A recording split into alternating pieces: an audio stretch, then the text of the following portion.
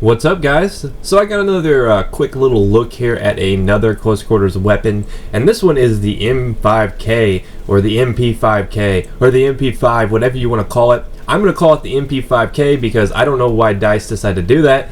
I'm guessing it's copyright reasons, but you know, I don't really like that name. I think it sounds stupid, so we're going to call it the MP5K. But this thing is one of the close quarters weapons that you can unlock when you win a Gunmaster. Actually, you only have to place in the top 5 in Gunmaster and get 100 submachine gun kills to unlock this. So it's not really that difficult. I will point out though, you need to use submachine guns. The AS Val does not seem to work, at least it didn't for me. So you have to use something like a PDW, like I guess the PDWR, the MP7, the PP2000, anything like that will get you this weapon. And it's not too hard to get 100 kills. Just go into some sort of giant TDM lobby, grind for about 20 minutes, and before you know it, you'll have your 100 kills. So pretty simple. But is it worth it? I know you're probably asking yourself, is it worth it? Is the MP5K actually worth using? Well, yes and no. I do enjoy using it. I do like it. It is exactly the same as the MP7. It feels like that to me. The only difference is the magazine size on this M5K is much smaller. Even with extended mags, you're still going to have 10 less rounds in this. Now, I will point out that it does 20 damage at its max, so up close it's going to be a 5 bullet kill, but it drops off to a 12.5 damage weapon, which is more than the MP7, which is more than the P90, which are the 2 high fire rate all-purpose weapons in the game. So it does hold a little bit more damage at range, but I will point out you don't want to be doing, you know, long-range engagements with this. So I don't really see that as a big deal. You know, it's going to be an 8 bullet kill instead of a 9 bullet kill. You know, not really a big deal in my eyes, because it's like if you're using this long range, you're probably not using it right. Now, extended mags are going to be a godsend on this.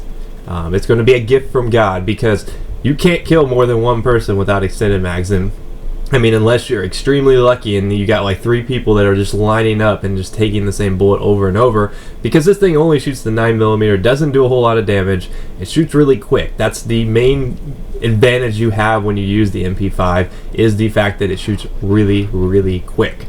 It's not made to be a heavy hitter. It's not made to take out groups and gobs of people.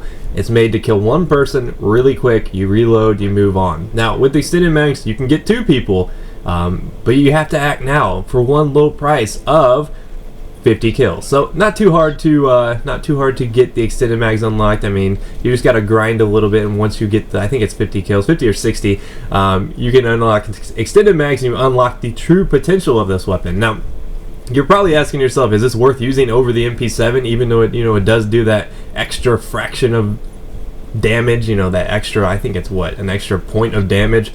I don't know. I still prefer the MP7. To me, it feels right because it does have those extra 10 rounds.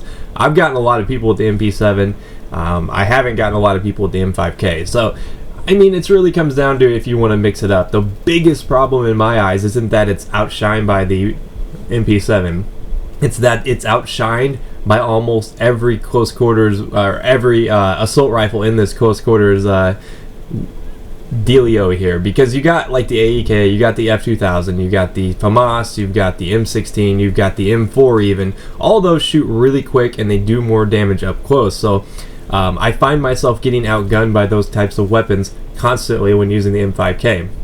And the reason behind that is just because I feel like there's not a lot of balance in this in these close quarters maps, because there's really no incentive to use a weapon like this when the AEK shoots just as fast, has more bullets, and does more damage up close. So, I mean, granted, these do have better hip fire, and hip fire is very important on these maps, but to me, I've just found that some of these new, you know, like these PDWs don't really have a place in close quarters. You'd think that it being close quarters, that it would be the, you know, the weapon to go to, but honestly, the high fire rate, high damage assault rifles outshine these a lot of times, and that's unfortunate. So I'd like to see DICE give these just maybe a little bit of a buff to kind of compete a little bit more here in the coming coming weeks. I feel like a buff on some of the PDWs would really make them more advantageous to use, maybe give them a very sharp drop off, whereas like really up close it's still a 4-bullet kill. But we'll see.